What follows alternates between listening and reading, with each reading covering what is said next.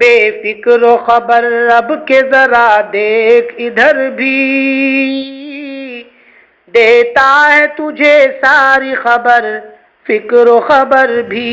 الحمد لله رب العالمين والصلاة والسلام على سيد المرسلين وخاتم النبيين سيدنا ونبينا ومولانا محمد وعلى آله وصحبه أجمعين وعلى من تبعهم بإحسان ودعا بدعوتهم إلى يوم الدين.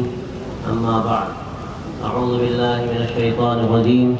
فلا وربك لا يؤمنون حتى يحكموك فيما شجر بينهم ثم لا يجدوا في أنفسهم حرجا مما قضيت ويسلموا تسليما.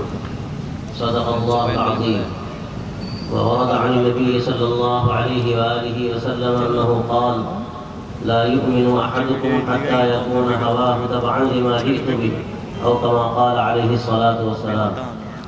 حضرات علماء کرام، میرے دینی اور ایمانی بھائیوں، آپ بہت دیر سے مفید باتیں سن رہے ہیں اور رات خاصی ہو چکی ہے، اور ابھی اور حضرات مقررین ہمارے بڑے موجود ہیں، تو میرے لیے مناسب نہیں کہ میں کوئی زیادہ تفصیل سے آپ کے سامنے گفتگو کروں. صرف چند باتیں عرض کرنا چاہتا ہوں جو سیرت کا پیغام بھی ہے، اللہ کے رسول صلی اللہ علیہ وسلم کا ہمارے اوپر حق بھی ہے، اور اللہ کے رسول صلی اللہ علیہ وسلم کی محبت کا تقاضا بھی.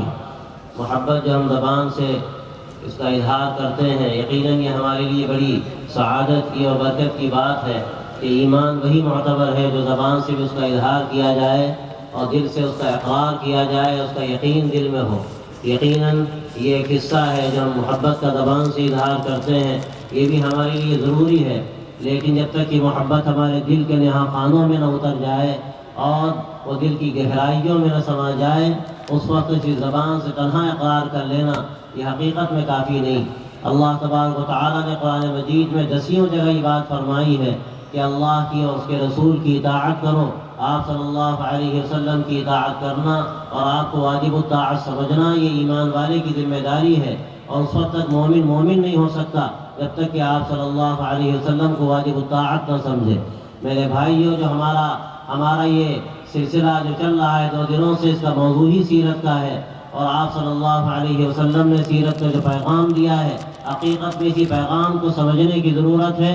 آج اس دنیا میں جو انتشار پھیلا ہوا ہے اور ایک عجیب و غریب کیفیت ہے کہ انسان نہیں معلوم ہوتا، بلکہ انسانوں کی زندگی دیکھنے سے لگتا ہے کہ وہ جانوروں کی زندگی ہے. ایک طاقتور کمزور کو کھانے کے لیے تیار ہے، جیسے جنگل میں شیر اور بھیڑیے ہوتے ہیں کہ وہ چھوٹے جانوروں کو اپنی غذا بناتے ہیں، اور جس طرح سمندر میں بڑی مچھلیاں چھوٹی مچھلیوں کو کھا جاتی ہیں، آج یہی صورتحال ہے پوری دنیا میں. جو طاقتور ہے وہ کمزور کو کھانے کے لیے تیار ہے، اور ایسا نظام بنا ہوا ہے پوری دنیا کا کہ لوگ بہت ساری ایسی چیزوں کو جن کی حقیقت سے کوئی اس کا تعلق نہیں ہوتا ان کو لوگ حقیقت سمجھتے ہیں. یہ صورتحال بدلنے کی ضرورت ہے، لوگوں کو صحیح بات پہنچانے کی ضرورت ہے، غلط فہمیوں کو دور کرنے کی ضرورت ہے. لیکن یہ جب ہی ممکن ہے جب ہمارے اندر تبدیلی پیدا ہو، جب ہمارے اندر تبدیلی پیدا ہو اور ہم کچھ طے کریں کہ ہمیں اپنے حالات کو بدلنے کی ضرورت ہے، اور ایسا نمونہ پیش کرنے کی ضرورت ہے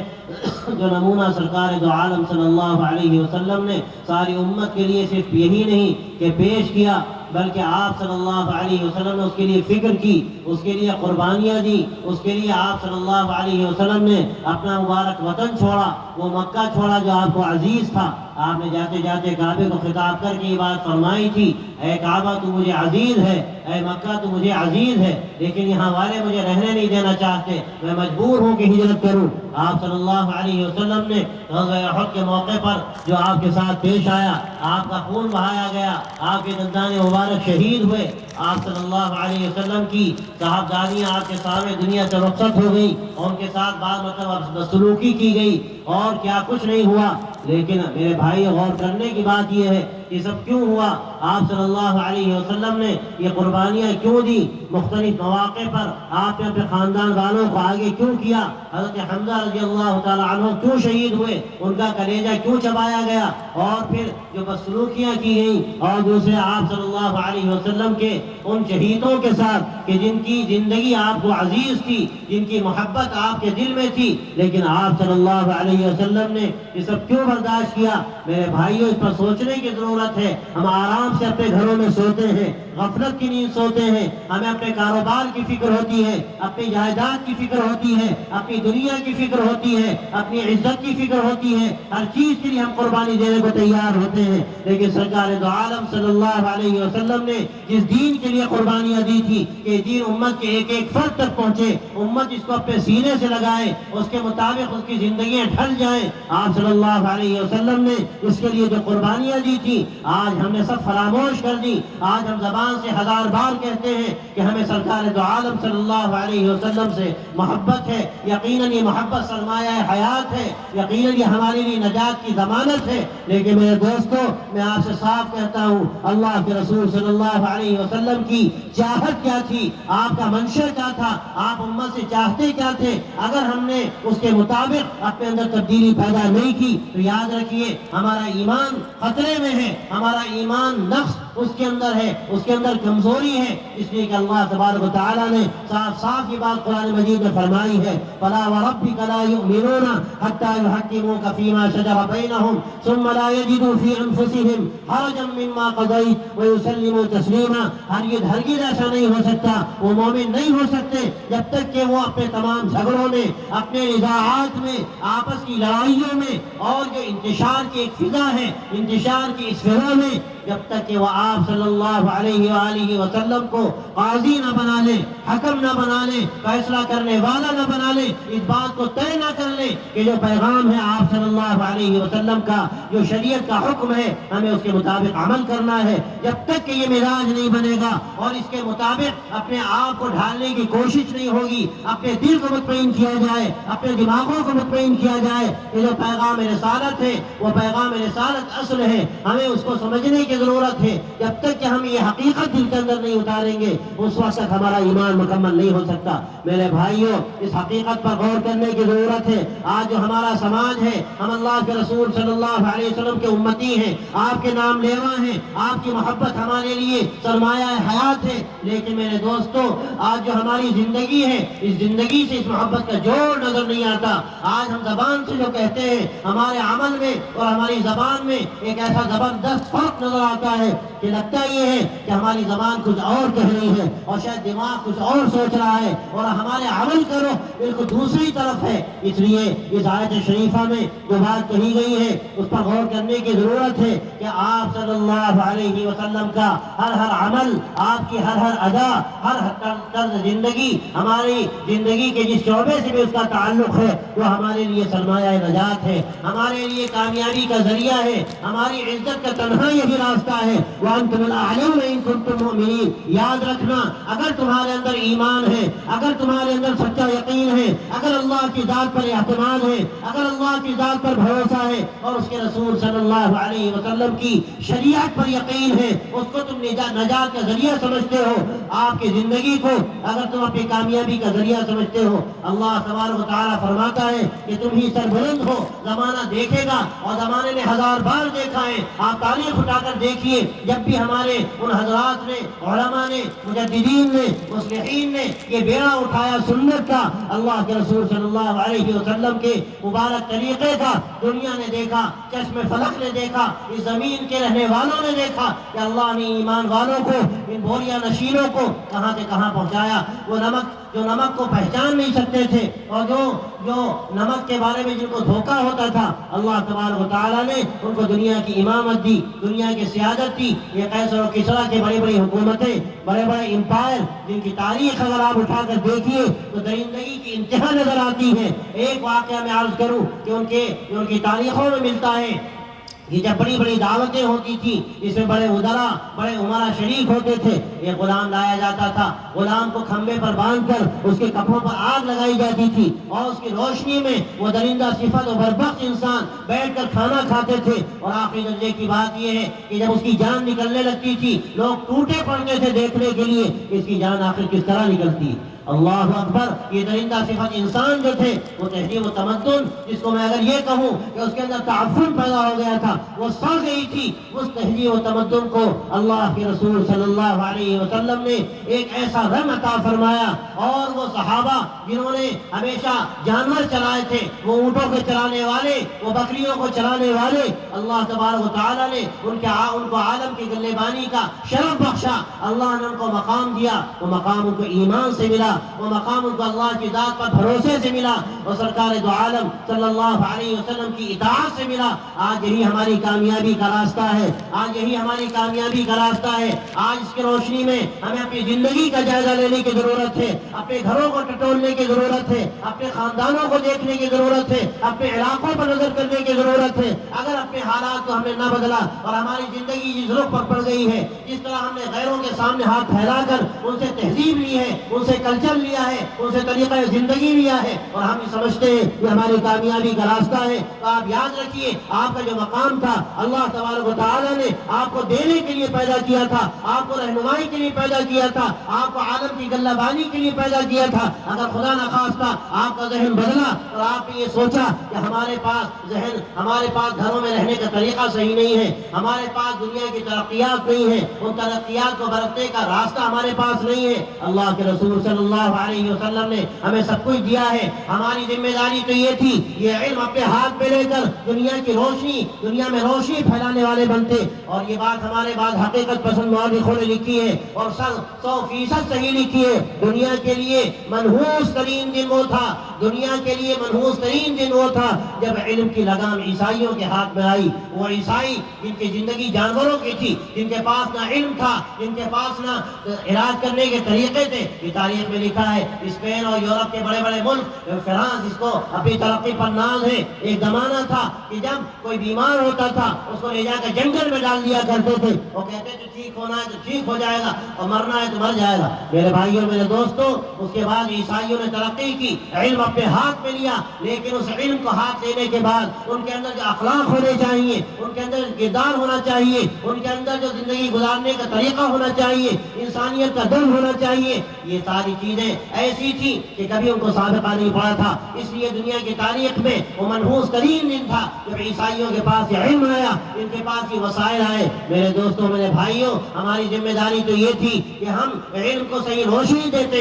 اللہ تبارک و تعالیٰ نے پہلی وحی جو اتاری ہے اس میں اقرأ باسم ربک الذی خلق کہا. اے انسانوں، آپ صلی اللہ علیہ وسلم کو سب سے پہلے خطاب اس لیے کیا گیا کہ آپ سید ہیں، تمام انسانوں کے سردار ہیں، تمام انبیاء کے آپ امام ہیں. آپ کو خطاب کر کے ساری انسانیت سے کہا جا رہا ہے، تمام ایمان والوں سے کہا جا رہا ہے پڑھو. لیکن اس بات کو یاد رکھنا کہ تمہارا رب کا جو نام ہے، اپنے رب کے نام کو فراموش مت کرنا. جس علم میں اللہ کا نام نہ ہو، اس کے اخلاقی تعلیمات نہ ہو، تو اس کا نتیجہ کیا ہوگا؟ اس کا نتیجہ یہ ہے کہ پھر کوئی جوڑ نہیں ہوگا. اس کی صورت یہ ہوگی جیسے بعض بڑے انگریز مورخین نے اور بعض بڑے ماہرین نے یہ بات لکھی ہے، وہ نے اعتراف کیا ہے اس بات کا کہ آج ہمارا حال یہ ہے کہ ہمارے پاس جو طاقتیں ہیں، لگتا یہ ہے کہ خدائی طاقتیں ہیں، لیکن اس کے ساتھ ہمارے پاس جو اخلاق ہے، وہ ہمارے پاس جو تہذیب ہے، وہ بچوں کی تہذیب ہے، بچوں کے اخلاق ہے. آپ کسی بچے کو اگر مشین دے دیجیے، کسی کو آئٹم بم دے دیجیے، ہو سکتا ہے اپنے گھر پہ مار لیں، ہو سکتا ہے اپنا سر پھوڑ لیں. آج یہ دنیا اپنے سروں کو پھوڑ رہی ہے، اپنی قسمتیں پھوڑ رہی ہیں، اور واقعی یہ ہے کہ انسانیت کی قسمت پھوڑ رہی ہے. ہمارے پاس پیغام ہے، ہمارے پاس دعوت ہے، ہمارے پاس طریقہ زندگی ہے جو اللہ کے رسول صلی اللہ علیہ وسلم سے ہمیں ملا ہے. میں آپ حضرات سے یہی بات کہنا چاہتا ہوں، یہ گزارش کرنا چاہتا ہوں، اپنے آپ کو بھی اس کا ضرورت مند سمجھتا ہوں. جہاں بھی ایمان والے رہتے ہیں ہر ایک کو اس کی ضرورت ہے کہ وہ طے کرے کہ اپنی زندگی کا خلاصہ یہ ہونا چاہیے، زندگی کا نظام یہ ہونا چاہیے کہ سرکار دو عالم حضرت محمد مصطفیٰ صلی اللہ علیہ وسلم نے جو کچھ فرمایا ہے ہمیں اس کے مطابق عمل کرنا ہے. صحابہ کا حال یہ تھا، مدینہ منورہ میں اعلان ہو رہا ہے شراب حرام کر دی گئی، صحابہ گھروں میں بیٹھے ہیں، شراب کے جام چھلک رہے ہیں، جام منہ سے لگا ہوا ہے، اعلان ہوتا ہے شراب حرام کر دی گئی. اسی وقت منہ سے جام ہٹا دیا اور تاریخ میں لکھا ہے کہ مدینہ منورہ کی گلیوں سے شراب اس طرح بہ رہی تھی جیسے پانی بہتا ہے. میرے بھائیوں، وہ عمل کر کے دکھا گئے، نمونہ بن کر دکھا گئے. دنیا کو انہوں نے وہ سبق دیا. وہ جہاں گئے وہاں کیسے حالات بدلے، یہ بھی تاریخ کی حقیقت ہے، صحابہ کی خصوصیت ہے. جن ملکوں کو صحابہ نے فتح کیا وہاں کے حالات آپ دیکھیے تو آپ کو نظر آئے گا وہاں کی دنیا بدل گئی. یہاں تک کہ آخری بات میں عرض کرتا ہوں کہ وہاں کی زبان بدل گئی. کوئی زبان نہیں چھوڑتا اپنی زبان سے دستبردار ہونا. آج دنیا اس ملک میں جھگڑے ہو رہے ہیں, صوبائی جھگڑے ہو رہے ہیں, زبانوں کے جھگڑے ہو رہے ہیں. یہ کیا ہوا پاکستان بنگلہ دیش کا قصہ کیا ہوا؟ ایک بدنما داغ لگا. کیوں لگا؟ اس لیے کہ ان کو اصرار تھا بنگالی زبان پر, ان کو اصرار تھا اردو زبان پر. زبانیں خدا کی ہیں, اللہ کی پیدا کی ہوئی ہیں, اس پر کسی کا گلا کاٹنا, اچھا اور برا سمجھنا حماقت سے بڑھ کر کچھ نہیں. لیکن دیکھیے صحابہ کی محبت کا نتیجہ کیا ہوا. وہ جہاں گئے وہاں کی دنیا بدل گئی. آخری درجے کی بات یہ ہے کہ وہاں کی زبان بدل گئی. آپ صلی اللہ علیہ وسلم سے جو ملا صحابہ کو, انہوں نے امت میں بانٹا. پھر ایسے افراد پیدا ہوئے جنہوں نے دنیا کو سبق دیا. لوگ افراد تیار کیے, ایسے انسان تیار کیے جو انسان کامل کا پرتو تھے, جن کی زندگی انسان کامل کا نمونہ تھی. آپ صلی اللہ علیہ وسلم سے بڑھ کر نہ کوئی ہوا ہے نہ قیامت تک ہوگا. آپ صلی اللہ علیہ وسلم کو اللہ نے وہ انسانیت دی تھی, انسان کامل کا ایک ایسا نمونہ یہ بنایا تھا کہ تمام رہتی دنیا تک جو انسان ہے وہ نمونہ ان کو اختیار کرنا ضروری ہے, جب بھی وہ انسانیت کو صحیح طریقے پر سمجھ سکتے ہیں. تو میرے بھائیوں, ہمیں یہ پیغام دینے کی ضرورت ہے کہ آپ صلی اللہ علیہ وسلم کی ارشادات موجود ہیں. ہماری زندگی گزرے گی تو یہ کامیابی کا راستہ ہے. ورنہ میں آپ سے صاف کہتا ہوں, اور میں کیا کہتا ہوں, میری حقیقت کیا ہے. اللہ فرماتا ہے تم مسلمان نہیں ہو سکتے, تمہارا ایمان پورا نہیں ہو سکتا جب تک کہ اپنے جھگڑوں میں, اپنے نزاعات میں سرکار دو عالم صلی اللہ علیہ وسلم کو نمونہ بناؤ, حکم بناؤ, قاضی بناؤ, آپ کی شریعت پر عمل کرو. یہ ہماری نجات کا تنہا راستہ ہے. میں آپ حضرات سے کہنا چاہتا ہوں, اس کی روشنی میں ہمیں جائزہ لینا ہے, اس کی روشنی میں اپنے آپ کو دیکھنا ہے. ہمارے اندر کیا کوتاہیاں ہیں. بھائی بھائی سے روٹا ہوا ہے, ایک آدمی دوسرے آدمی پر ناراض ہے, کسی کے لیے کینہ بھرا ہوا ہے, کسی کے لیے کپٹ بھرا ہوا ہے, برائیاں بھری ہوئی ہیں. میں آپ کو ایک واقعہ سناؤں. ایک مرتبہ ایک صحابی آئے, اللہ کے رسول صلی اللہ علیہ وسلم نے دیکھا, فرمایا دیکھنا ہو جنتی اس کو دیکھ لو. دوسرے دن پھر آپ نے فرمایا ایک صاحب آنے والے ہیں, جنتی دیکھنا ہو دیکھ لو. پھر دیکھا تو وہی صاحب آئے. ایک صحابی پیچھے لگ گئے ان کے اور کہنے لگے میں آپ کو دیکھوں گا, آپ کی زندگی کیا ہے, آپ کے ساتھ میں گھر میں رہنا چاہتا ہوں. وہ چلے گئے, رات میں گھر میں رہے. رات میں انہوں نے دیکھا معمول کے مطابق فرائض ادا کیے انہوں نے. نمازوں میں کوئی زیادہ اہتمام اتنا نہیں تھا جو عام طور پر ان کا تصور تھا. دیکھا کہ معمول کے مطابق سنتیں ادا کی, کچھ تہجد کی 2-4 رکعتیں پڑھ لی. صبح ہوئی تو کہنے لگے اللہ کے رسول صلی اللہ علیہ وسلم نے فرمایا تھا جنتی دیکھنا ہے تو اس کو دیکھو, ہم نے کوئی خاص عمل آپ پہ نہیں پایا. وہ کہنے لگے ٹھہر جاؤ, میں ایک میرا اپنا طریقہ ہے, بس شاید وہی بات ہوگی. میرا طریقہ یہ ہے جب میں صبح اٹھتا ہوں اپنے دل کو ٹٹولتا ہوں, اپنے دل کو دیکھتا ہوں کہ کسی کے بارے میں کوئی حسد تو نہیں ہے, کوئی کینہ اور کپٹ تو نہیں ہے. شاید یہی وجہ ہے اللہ کے رسول صلی اللہ علیہ وسلم نے اتنی بڑی بات فرما دی. میرے بھائیوں میرے دوستوں, ہمیں ان برائیوں کو دور کرنے کی ضرورت ہے. اور جیسے میں نے عرض کیا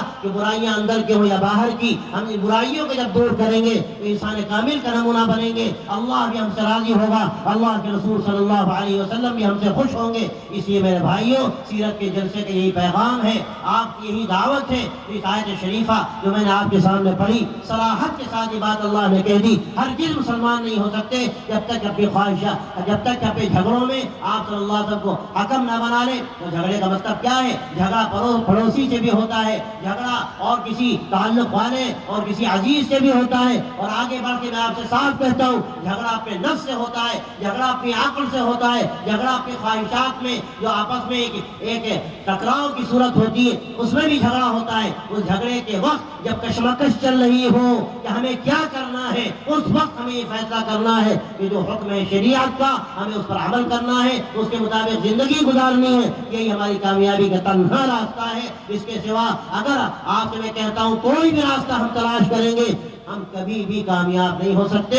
ہماری کامیابی کا تنہا راستہ یہی ہے کہ ہم سیرت طیبہ کو عملی نمونہ بنائیں, اپنی زندگی کا جائزہ لیں, میراث کی تقسیم صحیح طریقے پر کی جائے. قرآن مجید میں پوری 1-2 آیتیں بڑی طویل ہیں, میں عرض کیا کرتا ہوں قرآن مجید میں نماز کا اتنی تفصیل کے ساتھ حکم بیان نہیں ہوا, روزے کا اتنی تفصیل کے ساتھ حکم بیان نہیں ہوا جتنی تفصیل کے ساتھ میراث کے بارے میں اللہ تبارک و تعالیٰ نے احکامات دیے ہیں. لیکن ہمارے کتنے بھائی ہیں جو اس کا اس کا اہتمام کرتے ہیں، اس کا اہتمام کرتے ہیں. میں تو عرض کیا کرتا ہوں، کوئی بہن کو حق نہیں دیتا، حق مارتا ہے، وہ ڈاکو ہے، وہ گویا کہ چور ہے. اللہ نے حق دیا تھا اس کا، وہ کون ہوتا ہے حق مارنے والا؟ ان تمام باتوں میں ہمیں شریعت پر عمل کرنا ہے، یہ پیغام لے کر جانا ہے. یہ پوری بستی اللہ نے اس کو بہت نوازا ہے. اگر یہ چند باتیں بھی ہماری کوتاہیوں کی ہیں اور چند فیصد ہیں، چاہے 2-4% ہوں، لیکن اگر ہم نے طے کر لیا کہ ہمیں ان باتوں کو بھی ختم کرنا ہے، اپنی زندگی شریعت کے مطابق بنانی ہے، آپ دیکھیں گے اللہ کا فضل ہوگا، اللہ تبارک و تعالیٰ اس پر اپنی رضا ہمیں نصیب فرمائے گا. اس لیے اللہ کے رسول صلی اللہ علیہ وسلم نے جو آخری بات فرما دی، آخری بات ایسی فرما دی کہ اگر یہ کہا جائے تنہا یہ حدیث سنا دی جائے اور آپ سے کہہ دیا جائے کہ آپ چلے جائیے، اس حدیث کو حفظ جان بنائیے، اس کو دماغوں پر لکھ لیجیے اور اس کو خون جگر سے، سونے کے پانی سے لکھ لیجیے اور سونے کا پانی کا خون جگر سے لکھ لیجیے، تو شاید غلط نہیں ہوگا. آپ نے فرمایا کہ تم اس وقت تک ایمان والے نہیں ہو سکتے جب تک کہ اپنی خواہشات کو، عجیب و غریب بات فرمائی گئی، سارا جھگڑا خواہشات کا، سارا جھگڑا خواہشات کا. ہمارا دل یہ چاہ رہا ہے، ہم ایسا کرنا چاہتے ہیں، ہم نے یہ کیا ہے، ہمارے اندر فلاں بات ہے، ہماری بات صحیح ہے، ہمارا جھنڈا اونچا ہے، ہماری ناک اونچی ہے، سارا مسئلہ اسی کا ہے. اللہ کے رسول صلی اللہ علیہ وسلم نے فرمایا تم مسلمان نہیں ہو سکتے جب تک کہ اپنی خواہشات کو اس چیز کے تابع نہ کر لو جس کو میں لے کر آیا. آپ کیا لے کر آئے؟ آپ شریعت لے کر آئے، آپ سنتوں کو دے کر گئے. صحابہ کے واسطے سے ہمیں سب کچھ مل چکا. اب مسئلہ اس کا نہیں ہے کہ ہمارے پاس کوئی چیز موجود نہ ہو، ہم گویا خالی ہاتھ ہوں. اللہ نے ہمیں وہ دیا جو دنیا کو کسی کو نہیں دیا. آپ کے سامنے سیرت طیبہ ہے، ابھی بات کہی گئی، میں آپ کے سامنے عرض کروں. ایک عیسائی مؤرخ نے لکھا کہ اگر عیسائی کی تعلیمات لکھی جائیں تو 1.5 کالم سے آگے نہیں بڑھ سکتی. اور آپ دیکھیے یہ سیرت کی کتابیں 50 جلد میں موجود ہیں. آپ کا ہنسنا اور بولنا، آپ کا سونا اور جاگنا، یہاں تک کہ آپ کا کھانسنا اور اس پر کلمات کا کہنا اور آپ کو چھینک کا آنا، ایک بات تاریخ میں اور سیرت میں موجود ہے. ضرورت ہے عمل کرنے کی. اگر ہم اس جذبے کے ساتھ یہاں سے جائیں گے کہ ہمیں عمل کرنا ہے تو میرے بھائیوں، میرے دوستوں، یہ جلسہ بڑا کامیاب ہے، یہ جلسہ بڑا مبارک ہے. ہماری زندگی کے اندر ایک انقلاب کا ذریعہ ہے. ہم ایک نئے راستے پر پڑھنے والے ہیں. وہ راستہ جو راستہ ہے سرکار دو عالم حضرت محمد مصطفیٰ صلی اللہ علیہ وسلم کا. بس یہ پیغام لے کر جائیے. اپنے اس حدیث کو جو میں نے آپ کو سنائی، اس حدیث کو اور پہلے جو آیت پڑھی اس آیت کو اپنے لوح قلب پر لکھ لیجیے. انشاءاللہ زندگی بھی مبارک ہوگی اور موت بھی مبارک ہوگی، اور آخرت میں اللہ تبارک و تعالی اپنے نبی صلی اللہ علیہ وسلم کے مبارک ہاتھوں سے جام کوثر عطا فرمائے گا. میں دوبارہ اس آیت کا بھی ترجمہ عرض کرتا ہوں، حدیث کا بھی ترجمہ عرض کرتا ہوں اور آپ سے رخصت ہوتا ہوں. اللہ نے فرمایا ہرگز نہیں، اس وقت تک مسلمان نہیں ہو سکتے جب تک کہ فلا وربک لا یؤمنون حتی یحکموک فیما شجر بینہم. وہ ہرگز اس وقت مسلمان نہیں ہو سکتے جب تک کہ اپنے جھگڑوں میں، اپنے نزاعات میں آپ صلی اللہ علیہ وسلم کو حکم نہ بنا لیں، فیصلہ کرنے والا نہ بنا لیں. اور اس کے بعد آپ کا جو بھی فیصلہ اور شریعت کا جو بھی حکم ہو اس کے بارے میں دل کے اندر غبار بھی نہ آئے، دل کے اندر میل پیدا نہ ہو. ہم کہیں کہ دولت ہماری ٹھوکر پر، جب اللہ کے حکم یہ ہے اور شریعت کا پیغام یہ ہے، بس یہی ہمارے لیے جان و تن سے زیادہ عظیم ہے. تن کی قیمت کیا ہے اور دھن اس سے زیادہ گری ہوئی چیز ہے کہ 1000 بار آتا ہے اور جاتا ہے. ہمارے ہاتھوں کا ڈھالا ہوا، ہمارے ہاتھوں کا بنایا ہوا، اس کی قیمت جان سے زیادہ ہو جائے، اور اگر اس کی قیمت ایمان سے بڑھ جائے اس سے بڑھ کر حماقت نہیں ہو سکتی. میرے بھائیوں، میرے دوستوں، آپ یہ پیغام لے کر جائیے. اور حدیث جو فرمائی سرکار دو عالم صلی اللہ علیہ وسلم نے کہ کوئی بھی اس وقت تک مومن نہیں ہو سکتا جب تک اپنی خواہشات کو اس چیز کے تابع نہ کر لے جس کو میں لے کر آیا ہوں. اللہ تبارک و تعالی ہمیں عمل کی توفیق عطا فرمائے، دین کی حقیقت عطا فرمائے، ایمان کامل عطا فرمائے. ہماری زندگی شریعت کے مطابق گزرے، ایمان کے ساتھ ہم قائم رہیں اور ایمان پر ہماری موت ہو. وصلی اللہ تعالی علی خیر خلقہ سیدنا و نبینا و مولانا محمد و آلہ و صحبہ اجمعین برحمتک یا ارحم. جزاکم اللہ خیرہ.